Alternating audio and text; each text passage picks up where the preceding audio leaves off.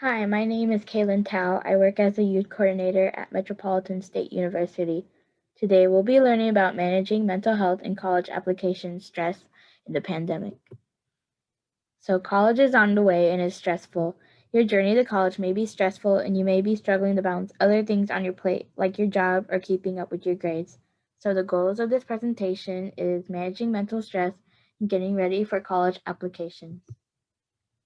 So people ask, why should I do a college application?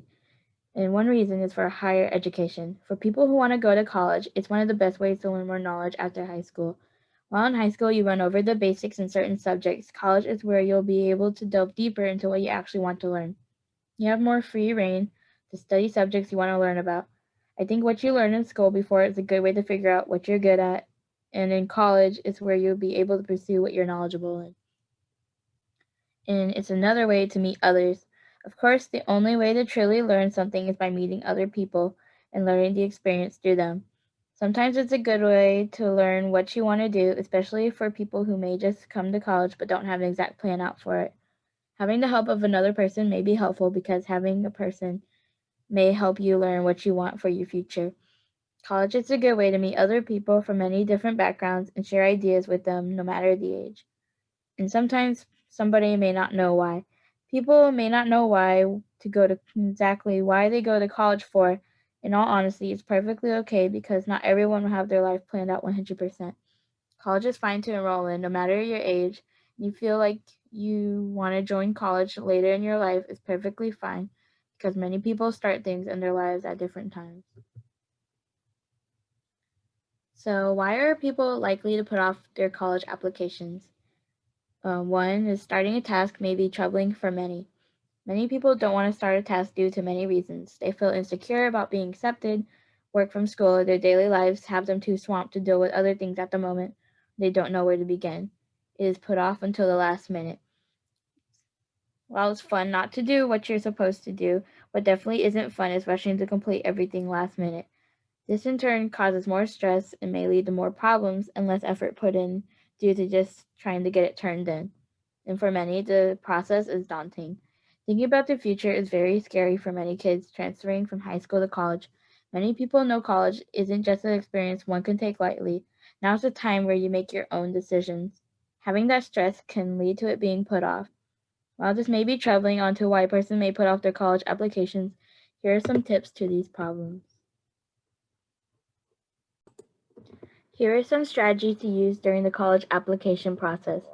Always keep track of deadlines.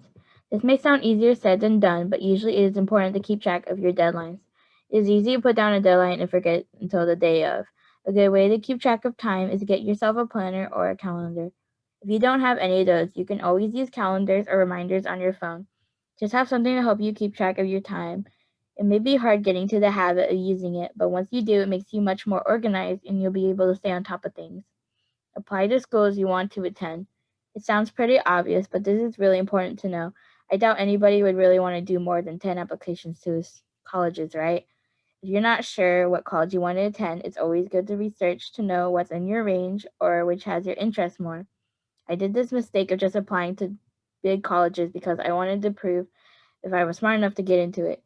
Don't. If you know that you can't afford it or you don't have the means of actually wanting to get into the school, then just apply to schools you want. Don't feel pressured to not want to apply to community colleges as well. There's nothing bad about not getting to a big 4-year university. Everyone's journeys are all different and doesn't make you any less smarter for not getting into a 4-year college. Though if you feel like you are up to it, then it's great. But it's very important to do what's important for yourself and not what others think of you. College is what you choose, what you want. Highlight the best part of yourself. Pretty solid explanation. If you have something about yourself you feel good about, then it's always good to talk about it in your application. Having things that stand out definitely make you more noticeable. That's definitely what you want. If you're able to present yourself to the fullest, you'll feel good about yourself and that you did your best. And be sure to look for any opportunities for scholarships.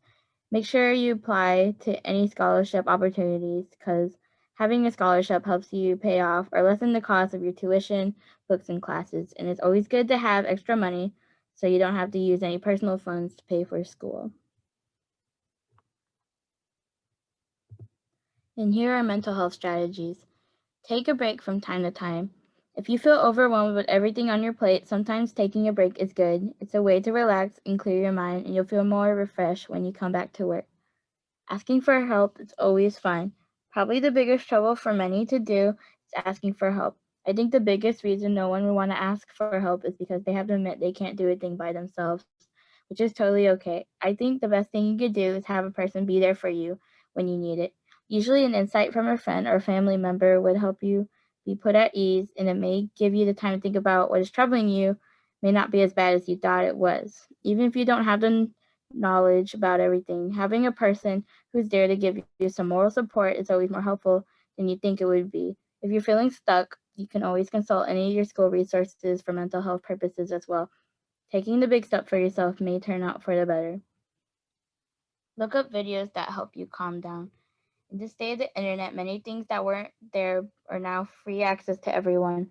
If you aren't sure about how to do certain things or need help making your own mental health strategies, finding a good video may help you out. Usually, people may give good tips on what you can do if you want to calm yourself down. Of course, if you just need to watch a video that makes you happy and ease off your stress, that's perfectly fine too. And lastly, biggest part of college applications is that you believe in yourself. Usually, the only way you succeed in anything in life is because you believe that you can do it. If you have no motivation to do a thing, you'll put in less effort and it'll definitely show. The only way you can truly shine is if you have faith in yourself. I know not everything you do may come out perfectly and you could go through a few bumpy roads, but having the thought you could finish something is how you succeed. There are many people who believe in you as well, and knowing that will help you be able to finish anything. Here's a video that I found helpful, which is a breathing exercise to help calm stress or anxiety.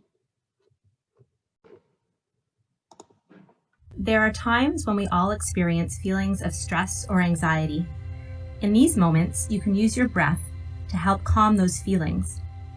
Box breathing is a simple relaxation technique that can help you reset your breath and return to its normal rhythm.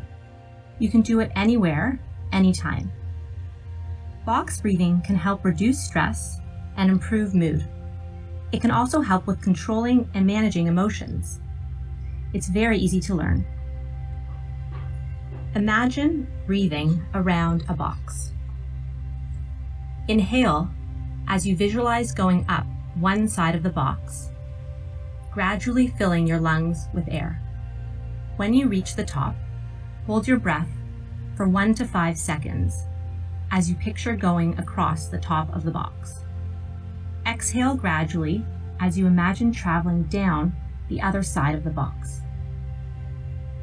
Pause again for 1 to 5 seconds as you go along the bottom of the box. Then repeat. This can be done 7 to 10 times in a row, focusing on the breath. If you can do it sitting down with your feet grounded, that will help too. But really, it can be done anywhere. Box breathing has physiological and psychological benefits. Physiologically, it regulates breath, increases oxygen to the lungs, and can help reduce blood pressure and lower heart rate. Box breathing can help psychologically by providing focus to your breath and removing attention from the things that are causing feelings of stress and anxiety. The repetition of box breathing can also help reduce stress. So, in moments when feelings of stress and anxiety are overwhelming, remember box breathing and the power of your breath as a simple way to relax and breathe a bit easier.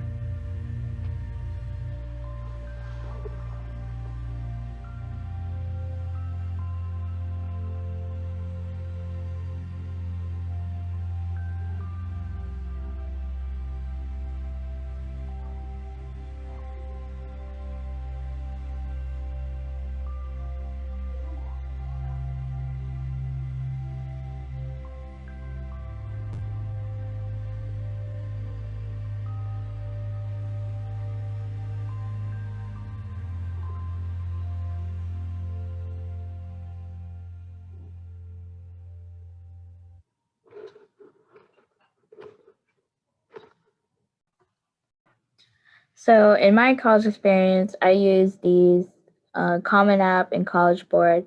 So the Common App was just used to help send applications to college. It let you know the requirements that were needed, and then you could just send it in through there. And then for College Board, it was just a way to earn scholarships. And so basically, they just ask you a few questions, and then the scholarships would like be within your demographic, basically. So it was just a way to earn free money for colleges. And usually, if you don't know where to start, going on the college's website is also a good way to start to know how to do the college application process for incoming students. So, for the activity, is to make a to do list or set of goals of what things for college applications you should get done first. If you haven't already, apply to the college you want to get into. So, thank you for listening to this workshop. I hope you were able to learn some things through this and you'll be able to apply it for future use. And I hope you have a good day.